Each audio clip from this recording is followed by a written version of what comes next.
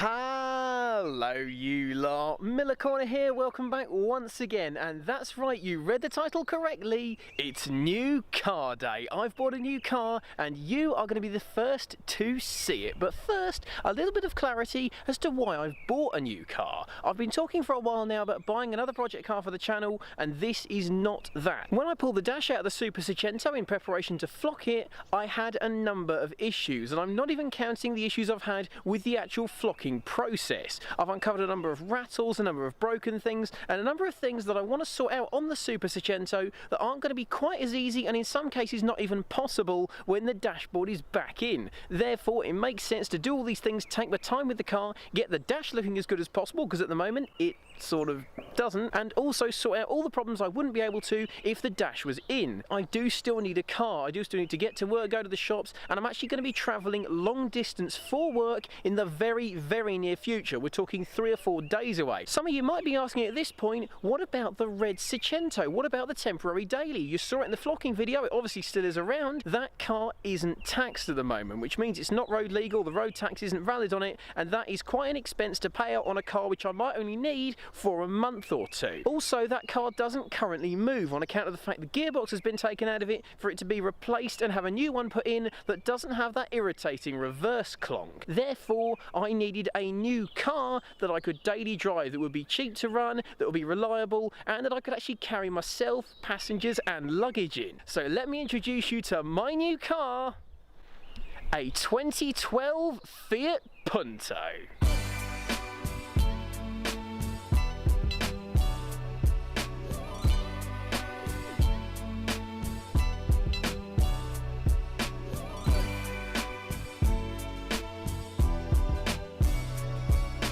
I know what you're thinking.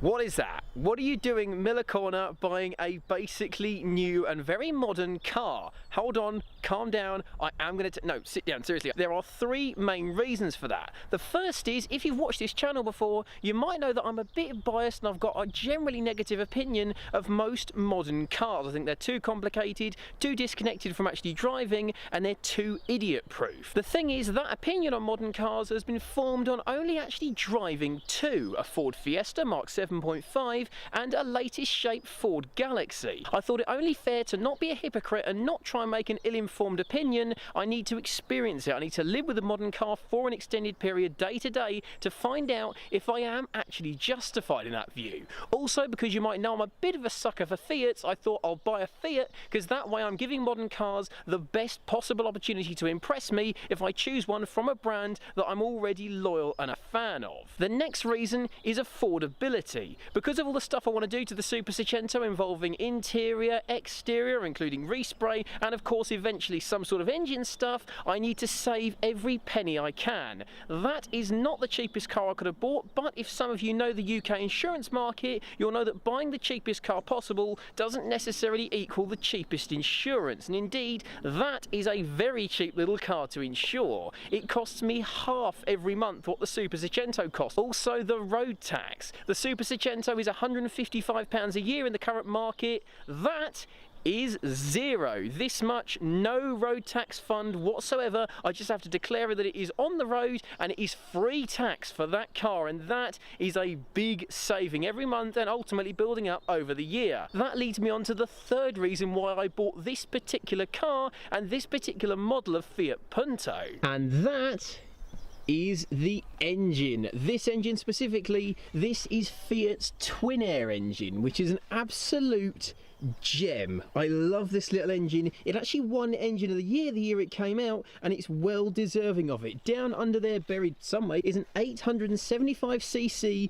2-cylinder turbocharged engine. It makes 84 brake horsepower in this state of tune, and it's said to average between 60 and 70 miles to the gallon. It's also so low on emissions that you pay 0 road tax on it. So that's right, this engine was the perfect lump to power my cost-effective short-term daily driver such as this Punto. And it makes a very interesting sound.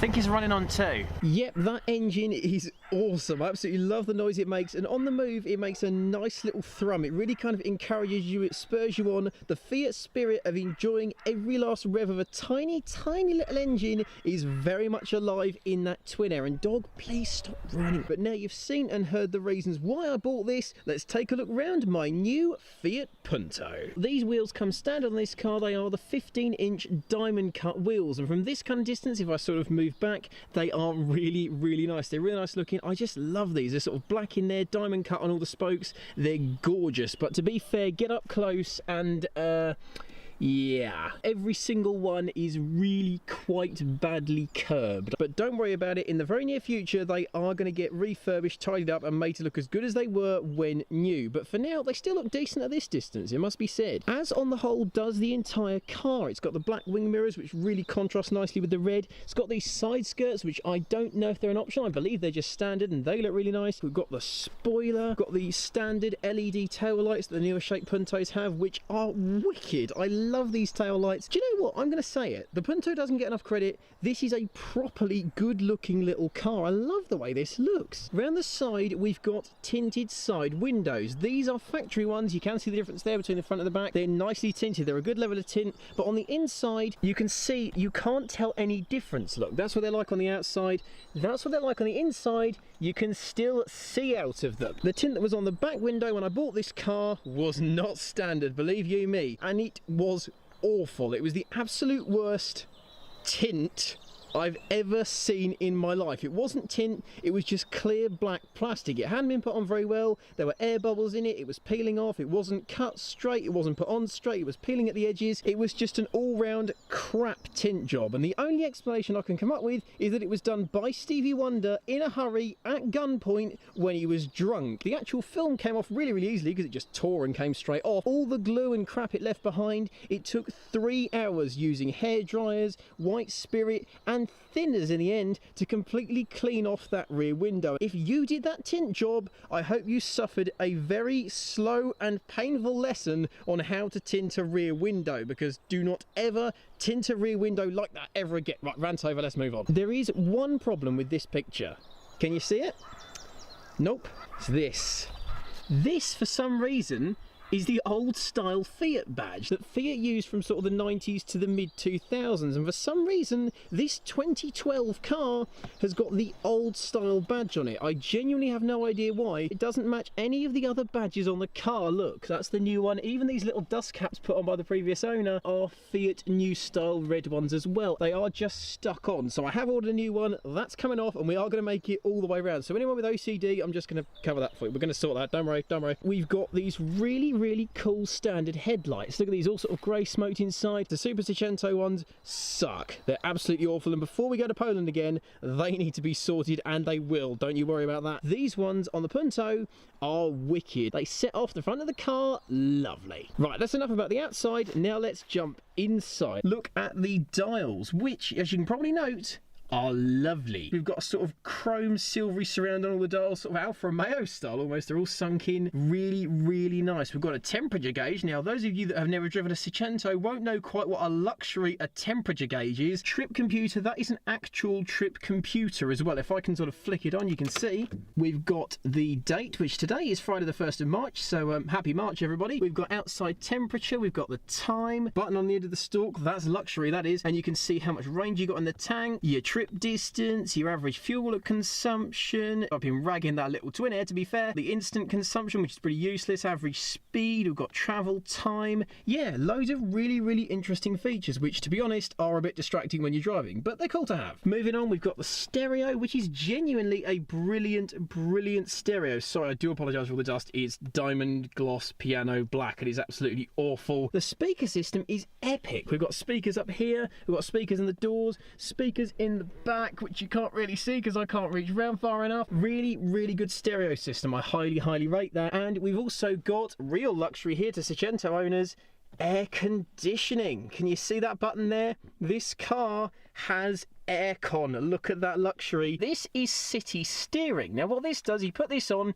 and it lightens the steering up big time. It means it's easier to park, easier to steer. I don't tend to use it, to be honest with you, because frankly it just sounds like something to break. This I believe to be stop start. There's an S in a circle with a slash through it. I'm assuming it's stop start. I don't know for certain, but I haven't pressed it just in case it is, and I can't turn it off again because I hate stop start with a passion. There's your hazard warning light switch and a nice sort of boiled sweet. There's a blank, there's a blank. They do things if you've got a better one than this one. And there is eco mode. Now this is an interesting one. Eco mode, you press that and it makes the car more fuel efficient, obviously. It is effective in saving fuel, but for driving around in town, not sure I'd recommend it because it does tend to kill a fair amount of power. 6-speed gearbox, that's right, an 875cc car with a 6-speed. You'd never believe that, would you? And this knob doesn't feel dissimilar to a Seicento one actually, so I already feel at home with that. You also note we have steering wheel controls. We've got one to mute the stereo, we've got one to connect to Windows phones for the 3 people in the world that have a Windows phone. We've got volume up and down, we've got track skip and track back. The only button I've got on the steering wheel is for the horn, which incidentally, I've got one of those as well. I've got an airbag.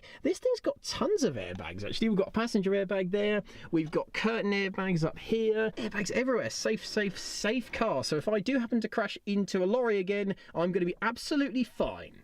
I am not crashing into a lorry again. We've also got electric windows with one-touch operation. Look at that technology, and it's raining. Let's put that back up. Also, you will note electric door mirrors. Hey. That's technology, that is. Down here, we've got what is presumably a coin tray. How do you think I know this?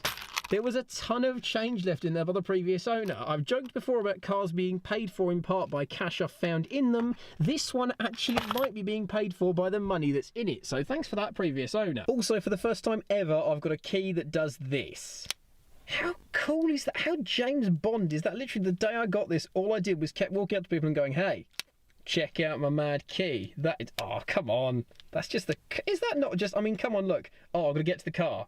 Boom! Oh, we've got a cup holder with a little tray, and we've got an aux, and behind this little panel, we've got USB. So we've got all the connectivity you could ever want in the world. And this button, I don't know what this button does. It doesn't appear to do anything, but I'm guessing by that diagram, it ejects a bin or something. If you happen to know, leave me a comment down below. What the hell does this button do? It doesn't do anything in there, so there's nothing to do with this bin. It just sort of happens. Other than that, this is just a really, really nice place to be. The seats are very comfortable and they've even got TwinAir in the headrest. How cool is that? This is a really, really nice place to be. It must be said, I like this a lot. So there we have it, my new daily driver, my 2012 Fiat Punto TwinAir. What do you think of it? Do you like it? Do you hate it? What are your thoughts on the TwinAir engine? Do you think I've gone mental by buying a new car, or is this exactly what I should have done all along? Let me know in the comments below. Let me know what you think I'm going to think of this car, and am I going to change my opinion on modern cars after I've owned one and after I've lived with one for a few months. This is not going to be a modifying project like the Super Seicento. It's a daily driver and I intend to keep it as such, but that doesn't mean there's not going to be plenty of videos talking about and going on adventures with that lovely little Fiat Punto. Get subscribed so you don't miss those or any other videos to come, and I'll catch you very soon, everybody. Thanks very much for watching and have a good one.